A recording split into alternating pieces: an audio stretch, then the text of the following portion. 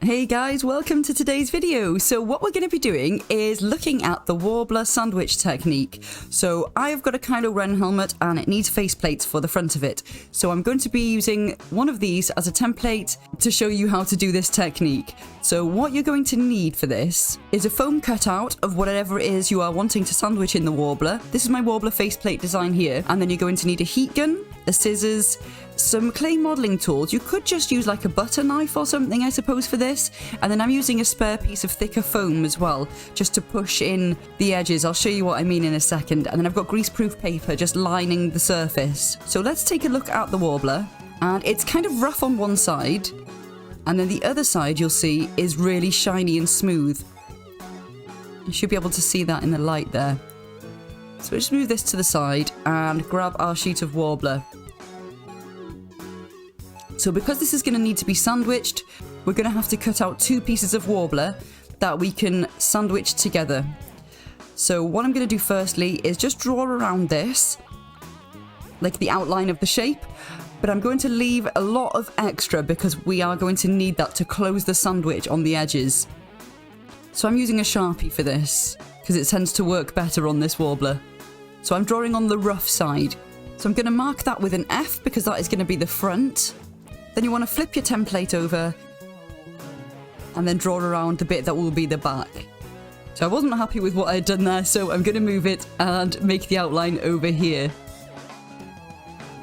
And I'm going to mark that with a B and also put a little arrow to show where the top bit is.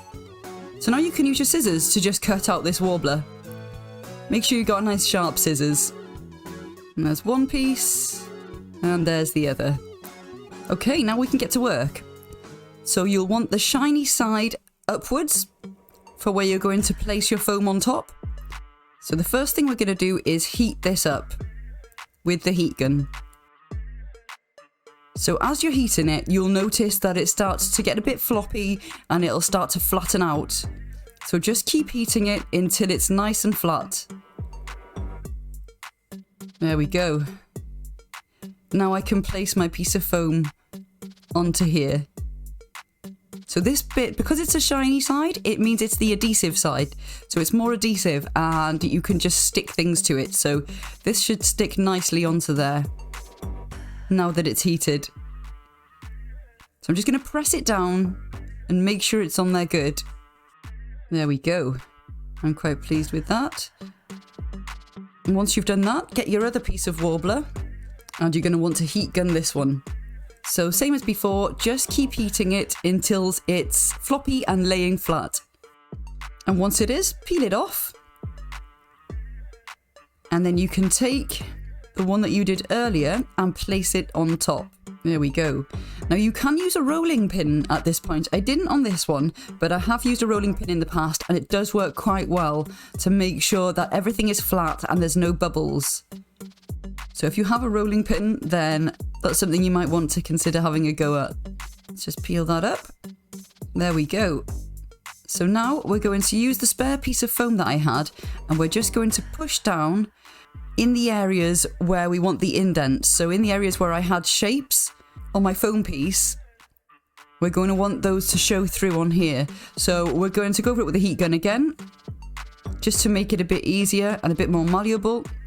You can also use this to push out any air bubbles that might come up, because if you do overheat Worbla, it does tend to give you air bubbles, unfortunately. You can also pop them with a pin, which I'm going to do now, and then push down with your piece of foam.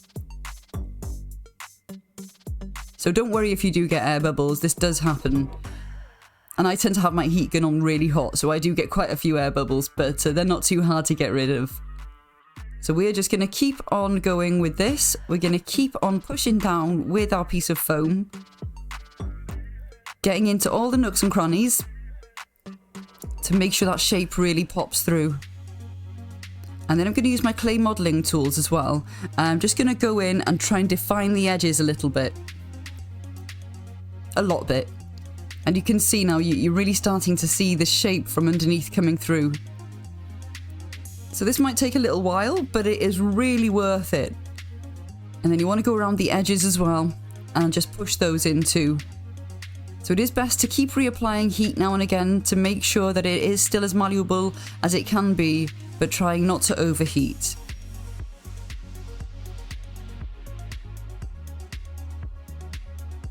Once you're happy with it, you can take your scissors and you can snip it. And because it's nice and heated and it's been pushed together, those two Worbla bits will form a seal at the edge.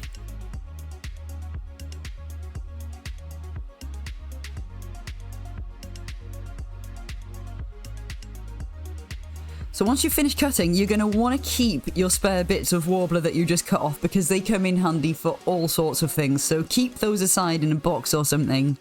Now that I've finished cutting it, I'm just going to go and pop a few of these bubbles that I've got here. And then we're going to try and push those out. And how we're going to do that, again, you can do this with a rolling pin or something that is sort of similar in shape. So I would like the shape to be curved anyway because of the piece I'm making. With it being a faceplate, it does need to go on top of a helmet, so it needs to have a curve to it.